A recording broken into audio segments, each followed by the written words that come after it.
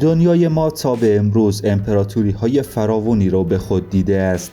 با این حال امپراتوری روم به عنوان یکی از بزرگترین، قوی‌ترین، باشکوه‌ترین و طولانی‌ترین امپراتوری‌های سراسر تاریخ جایگاه ویژه‌ای در این میان داره. سقوط روم نتیجه نهایی افول و انحطاطی بود که 2 تا 3 قرن ادامه داشت و از این رو مثل هر فروپاشی دیگری نه یک واقعه که فرایند طولانی بود. در باور شماری از رومی‌ها که این زوال رو می‌دیدند یا آن را حس می‌کردند، نه فقط امپراتوری روم که دنیا به سوی پیری و مرگ می‌رفت و فروغلطیدن در تباهی گریزناپذیر بود، اشتباه می‌کردند. دنیا بدون امپراتوری روم باقی موند و تاریخ بعد از آن متوقف نشد. اما چگونه امپراتوری روم با آن همه عظمت سقوط کرد؟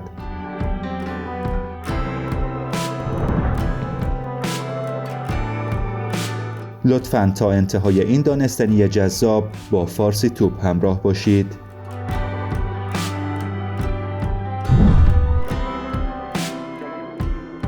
حکومت روم از زمان تأسیس در سال 625 پیش از میلاد تا زمان سقوط امپراتوری در سال 476 میلادی فراز و فرودهای بیشماری را به خود دید. این امپراتوری در زمان اوج قدرت خود بر 45 میلیون نفر در سراسر اروپا، شمال آفریقا و آسیا تسلط داشت. ارتش این امپراتوری در جهان قدرتمندترین بود و مرتباً با فتح سرزمین‌های جدید به وسعت خود می‌افزود. تاریخ روم باستان رو میتوان به 3 دسته تقسیم کرد: دوران پادشاهی بین سالهای 625 تا 510 پیش از میلاد، جمهوری روم 510 تا 31 پیش از میلاد و امپراتوری روم سال 31 پیش از میلاد تا 476 میلادی.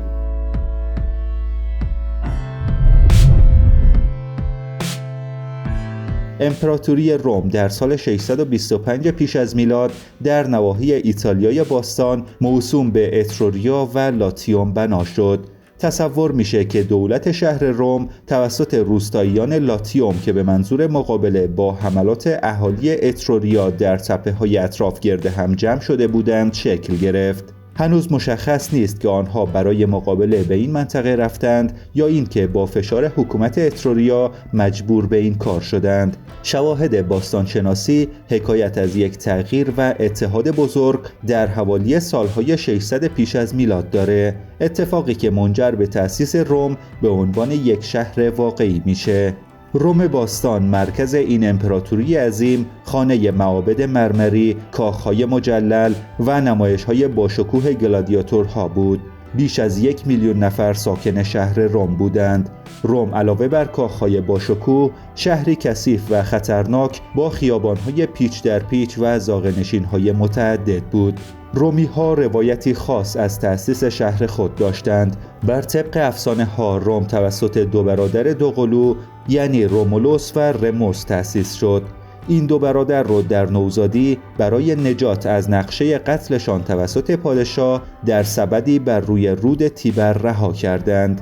آنها بعد از رسیدن به ساحل توسط یک گرگ نجات یافتند. رموس و رومولوس بعد از بزرگ شدن تصمیم میگیرند تا شهری جدید رو بنا کنند، اما در انتخاب محل آن سردرگم میشن.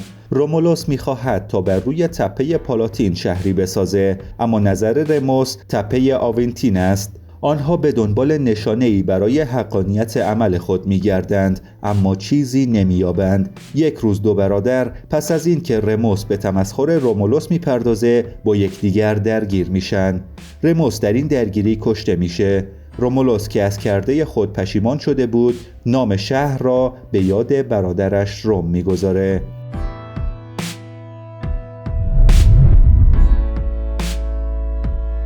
رومی‌ها خدایان مختلفی رو می‌پرستیدند، از خدای رعد و برق گرفته تا خدای عشق، جنگ، خرد و حتی خدای فاضلاب. آنها در معابد خدایان خود به عبادت می‌پرداختند و سعی می‌کردند تا خدایان را خوشنود سازند. آنها همچنین خدایان سرزمین‌های مغلوب رو به تصرف خود در می‌آوردند، خدایانی چون الهه باروری از مصر یا میترا از ایران. برخی از امپراتوران رومی پس از مرگ به مقام خدایی می رسیدند. رومی‌ها امیدوار بودند که این کار امپراتوران را قوی‌تر کرده و سبب احترام به آنها میشه. رومی‌ها بعدها مسیحی شدند و دین مسیحیت را به عنوان دین رسمی امپراتوری پذیرفتند.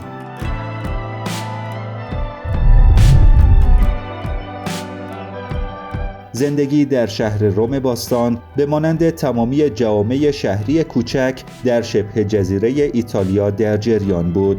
لاتیوم منطقه‌ای در سواحل غربی ایتالیا بخشی از روم محسوب می‌شد و نام زبان لاتین از نام این بخش گرفته شده است. فالیسکی یکی دیگر از زبان‌های مورد استفاده در شهر روم بود و از نظر زبانشناسی گویشی دیگر از زبان لاتین به شمار می‌رفت. از دیگر زبان‌های متعلق به خانواده زبان ایتالیک میتوان به اوسکانی در مرکز و جنوب ایتالیا و اومبری در مرکز ایتالیا اشاره کرد. یونانی یکی دیگر از زبان‌های استفاده شده در سرزمین‌های ساحلی جنوب این امپراتوری بود. دیگر زبان رایج در امپراتوری روم زبان اتروسکیایی بود که اصلاً هیچ شباهتی به زبان لاتین نداشت.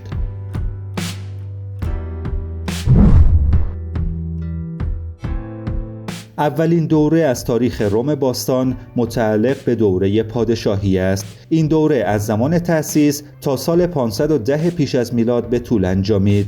در این دوره 6 شاه بر روم باستان حکمرانی کردند و روم باستان را از نظر نظامی و اقتصادی به اوج خود رسوندند. در این دوره از تاریخ قانون اساسی اولیه روم باستان شکل می‌گیره. پایان دوره پادشاهی در روم با افول قدرت اهالی اتروریا همراه شد. پایه‌های دوران جمهوری در کشاکش‌ها و تعارضات دوران پادشاهی قرار داره. روم باستان در سال 510 پیش از میلاد وارد دوران جمهوری میشه. در این دوران دیگر خبری از حکمرانی شاهان نبود و طبقه اشراف از جمله سناتورها، سوار نظامان و شوالیه‌ها شکل جدیدی از حکومت رو پایه‌گذاری کردند. در دوران جمهوری همچنان میتوان رگه‌هایی از دیکتاتوری رو در زمان بحران مشاهده کرد. روم باستان در سال 451 پیش از میلاد اقدام به تدوین الواح 12گانه در رابطه با موضوعات اجتماعی، خصوصی و سیاسی کرد. روم باستان همچنان قدرت خود را افزایش داده و تا سال 338 پیش از میلاد کنترل تمامی شبه جزیره ایتالیا را به دست گرفت. جنگ‌های دریایی پی در پی رومی‌ها را به قدرت بلامنازع در مدیترانه تبدیل کرد. خیلی زود فضای سیاسی روم این جمهوری رو به آشوب و جنگ داخلی کشوند.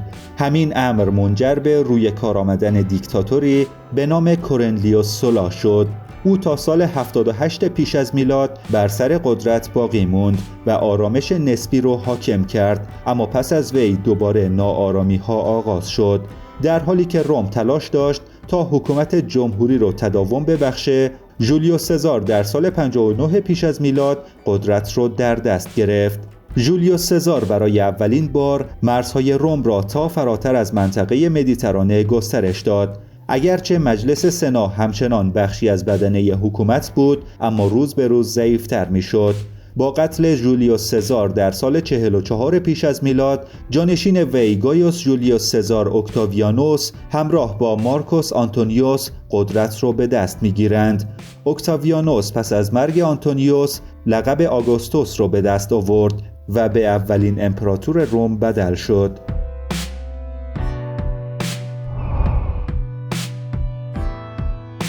امپراتوری روم از سال 31 پیش از میلاد تا 474 میلادی عصر جدیدی از شکوه و عظمت رو تجربه کرد. روم برای چندین دهه آرامش، شوکت و بزرگی رو به خود دید.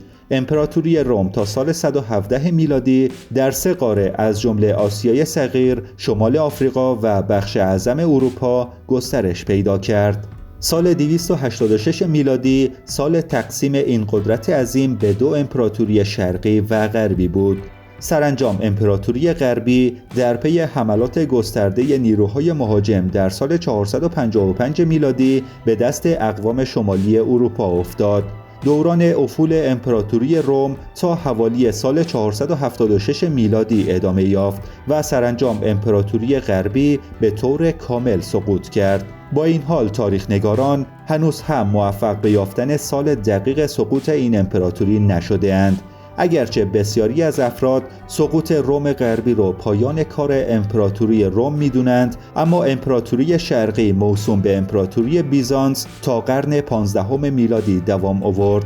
قسطنطنیه پایتخت روم شرقی در سال 1453 میلادی به دست عثمانی‌ها فتح شد و تومار امپراتوری عظیم روم در سال 1453 میلادی برای همیشه بسته شد.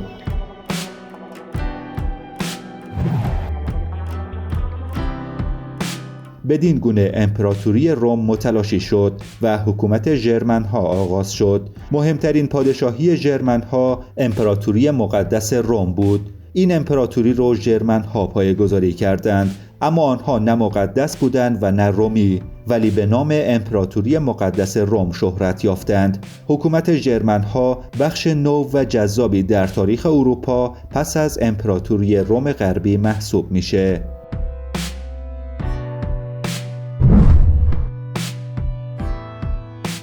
برای دیدن دانستنی‌های جذاب همیشه با فارسی توب همراه باشید.